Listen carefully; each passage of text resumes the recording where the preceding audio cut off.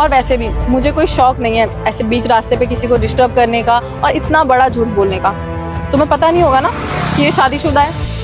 देखो, अगर मुझे पता होता ना तो मैं कभी भी इसको डेट नहीं करती, और इसने मुझे कभी बताया ही नहीं कि ये मैरिड है, और इसने तो मुझसे झूठे वादे किए कि बेबी मैं तो तुमसे बहुत प्यार करता हूँ, तुमसे बहुत जल्द शादी करूंगा। पर मुझे क्या पता था ये एक नंबर का धोखेबाज इंसान निकलेगा। इसके खिलाफ तो मैं पुलिस में कंप्लेंट करूंगी, तब इसकी अकल ठिकाने आएगी।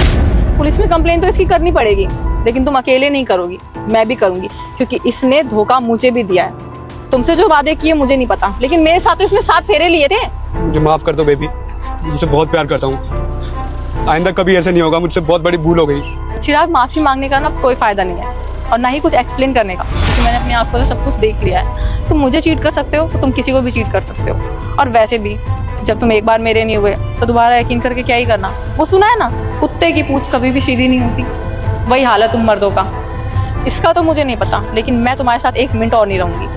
तुम्हें डिवोर्स दूंगी और तुम्हारे ऊपर इतने केस ठोकूंगी कि आइंदा किसी लड़की को धोखा देने से पहले 1000 बार सोचोगे।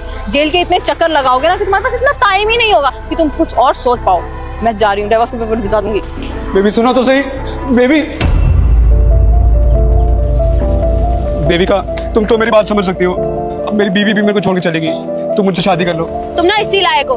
अरे जो अपनी बीवी का नहीं हुआ वो मेरा क्या होगा, और तुम पे मैं कैसे भरोसा कर लूं? तुमने मेरे लिए अपनी बीवी को छोड़ दिया, तुम जैसे आदमियों का क्या भरोसा, किसी और के लिए मेरे को छोड़ दोगे तुम? तो जो तुम्हारे साथ हुआ है ना, अच्छा हुआ है, अब तुम ऐसे ही रहो।